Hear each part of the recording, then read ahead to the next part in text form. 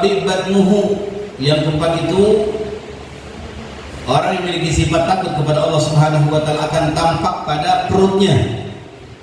Fala yadkhulu batnuhu haraman, tidak akan pernah masuk ke dalam perutnya itu hal-hal yang diharamkan oleh Allah Subhanahu wa taala. Sebab kalau dia masuk barang haram ke dalam tubuh kita, bukan cuma narkoba, tapi kita mencari duit itu dengan cara haram, itu namanya barang haram. Maka akan timbul daging dan sumsum kita adalah sesuatu hal yang nanti akan condong kepada melakukan hal-hal yang diharamkan oleh Allah Subhanahu wa taala. Orang yang makan makanan dari cara-cara yang haram 40 hari arba'ina yauman, 40 hari ibadahnya tidak diterima oleh Allah Subhanahu wa taala, ditolak mentah-mentah. Yang kedua, mengeraskan punya hati. Yang ketiga, bisa ngurangin keimanan. Makin banyak dia konsumsi yang haram, makin lemes, nggak mampu dia melakukan ibadah kepada Allah Subhanahu wa taala. Dulu ada seorang ulama, kalau tawaf itu, satu hari bisa 1000 kali tawaf. 1000 kali tawaf di depan Ka'bah. Nggak apa-apa, tawaf itu lebih nggak apa-apa. Nggak harus 7 kali tawaf. Lebih dari itu nggak apa-apa. Ini setan syirik. Nggak boleh melihat hamba Allah yang taat kepada Allah Subhanahu wa ta'ala. Bagaimana caranya? Ini iblis laknatullah alaih. Dia merubah dirinya menjadi manusia yang seolah-olah baik. Akhirnya dipanggil nih orang yang ahli ibadah, tawaf sampai bisa 1000 kali dalam satu hari. Kenalan segala macam. Akhirnya ini iblis ajak main ke rumah saya sudah siapkan makanan yang enak. Padahal makanan itu adalah makanan-makanan yang diharamkan dalam agama. Ini orang baik, makanan dia dia husnudon, berasangka baik gitu kan. Dia husnudon, dia makanannya, tapi tetap yang dimakan itu jenis haram. Selesai makan, besokannya tawaf, saudara. Satu hari bisa 1000, maka berkurang satu hari cuma bisa 100 kali. Kurangnya berapa kali? 900. Cuman gara-gara makan ke dalam perut sesuatu hal yang diharamkan oleh Allah Subhanahu wa taala. Jadi wajar kalau kita malas sholat, malas duduk di majlis, malas zikir. Bisa jadi salah satu penyebabnya adalah kita makan makanan yang diharamkan oleh Allah Subhanahu wa taala. Jadi penyebabnya begitu, salah satu penyebabnya dari sekian banyak penyebab. Maka jauhkan. Mending kita makan tempe sama garam aja, sama kecap nggak apa-apa. Yang penting dari hasil yang halal, daripada kita makan yang enak-enak KFC, makan ini makan itu, tapi dari cara-cara yang diharamkan, dari nipu orang, dustain orang, korupsi segala macam. Mendingan kita rumah kita bahasa kasar bilik nggak apa-apa, ngontrak deh, begitu nggak apa-apa. Yang penting dari cara yang diharamkan oleh Allah Subhanahu wa taala. Jangan kita punya rumah mewah tapi hasil korupsi. Nah ini gitu ya. Semuanya pengen mewah, nggak ada habisnya. Kalau bicara mau mah nggak ada habis. Ya.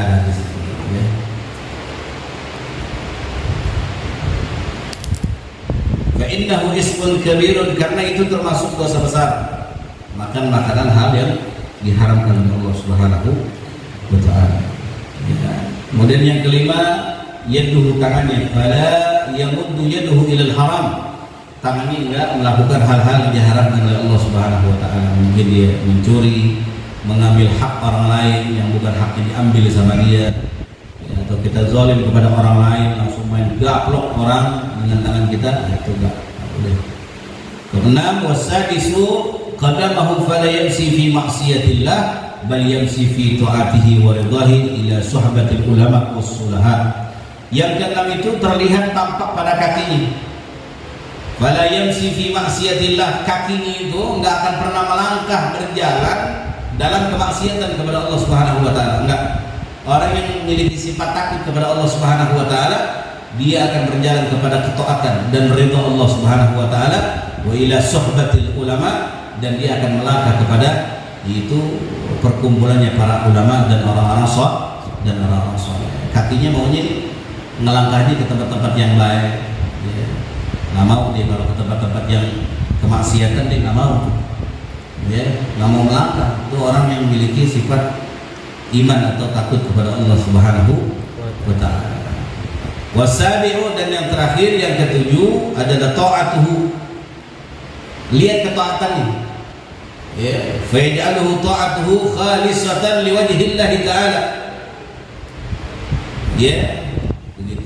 Banyak orang yang taat, tapi beda dengan orang yang taat, ya, yang memiliki kedudukan takut kepada Allah Subhanahu wa Ta'ala. Kalau orang yang takut itu taatnya, ya, khalisatan liwajhillahi ta'ala, semata-mata murni karena mengharap pandangan Allah Subhanahu wa Ta'ala.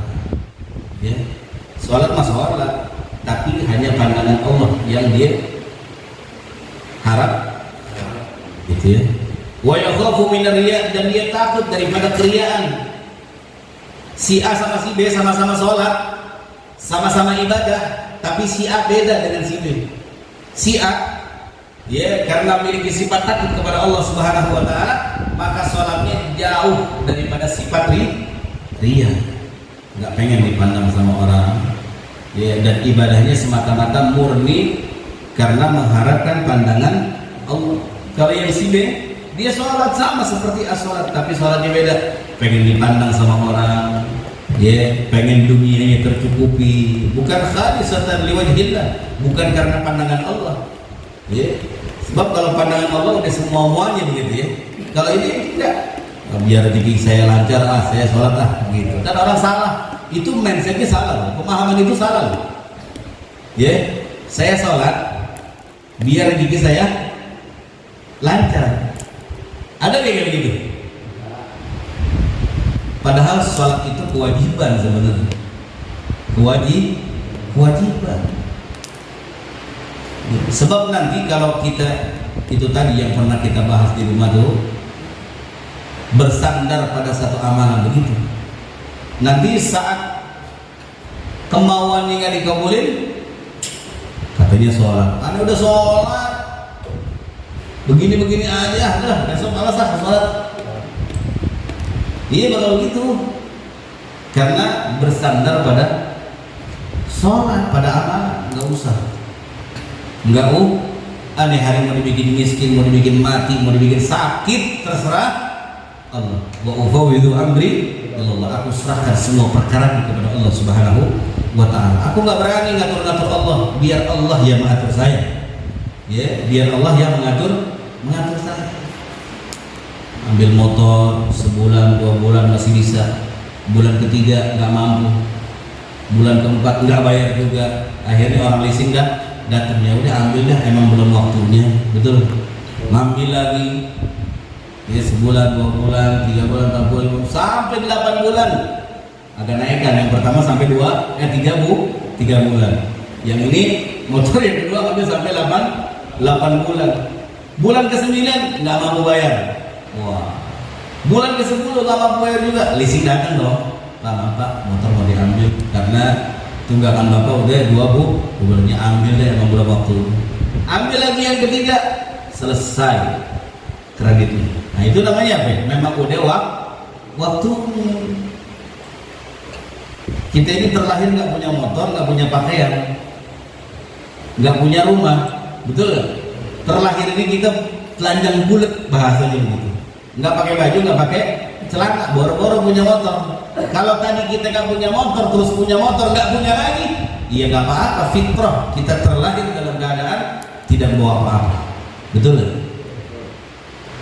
Jadi biar enteng, maksudnya biar enteng, otak sama hati ini biar, takutnya kalau ente ke situ, takutnya pecah doang nih, kepala pecah takut.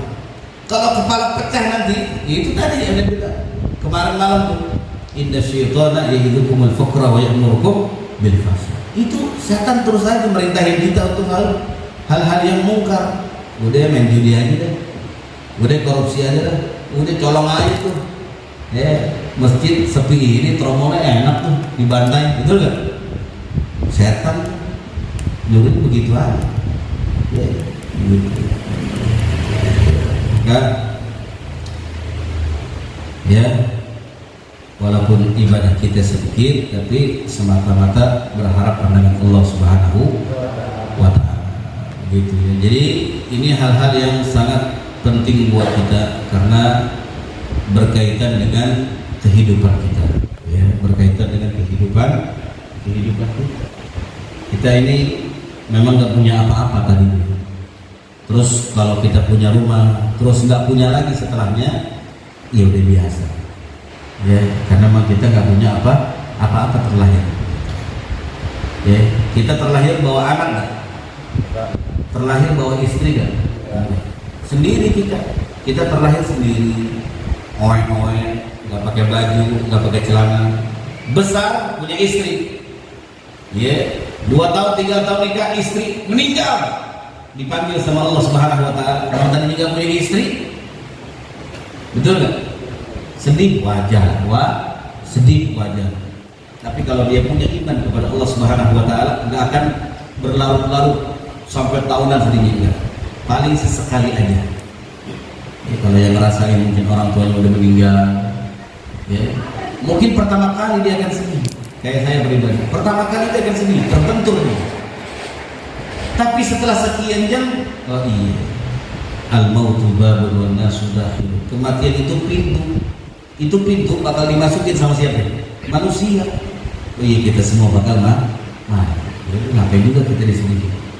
Tapi nanti setahun ketemu lagi, ada tuh, ya, kerinduan itu datang di hati. Nanti des, wajar. Kenapa? Rindu sama orang tua. Bertahun-tahun dari kecil kita tinggal sama orang tua, ya, cuma sekian menit kita ditinggalin selama-lamanya sama orang tua, wajar. Ada kesedihan, tapi nggak berlarut-larut. Nanti ketemu lagi tahun depan, nanti ya Allah sedih amat, kayaknya ingat orang tua. Nah itu wajar, ya, keingetan orang tua. Hati-hati anak yang nggak keingetan orang tua, betul nggak? Wajar, tapi dia nggak berlebih-lebihan. Dia nggak sampai copot-copot baju, nggak sampai guling-gulingan, nggak tiap hari, nggak bikin dia stres gara-gara orang tuanya meninggal. Nah itu dia, bekalnya adalah ilmu. Ya, jadi pesan saya itu tadi, ya, jangan pernah tinggalkan sholat 5 waktu. Ya, urusan ada nggak ada, urusan bagaimana udah lakuin aja sholat 5 waktu. Ya. Yang kedua, jauhkan makanan-makanan atau hal-hal yang diharamkan oleh Allah Subhanahu Wa Taala masuk ke dalam perut kita atau masuk ke dalam perut anak dan istri kita. Jauhin. Repot nanti kalau kita punya anak, punya istri ngembangkan sama kita, ya bisa jadi karena kita ngeloloin dia dengan makanan-makanan yang diharamkan oleh Allah Subhanahu wa Ta'ala. Ya, begitu saja. Mudah-mudahan Allah Subhanahu wa Ta'ala berkahi kita, Allah kabulkan hajat-hajat kita. Ala hadhihi niyyah wa likulli niyyatin shalihah wa ila hadratin nabi sayyidina Muhammadin sallallahu alaihi wasallam. Al-Fatihah.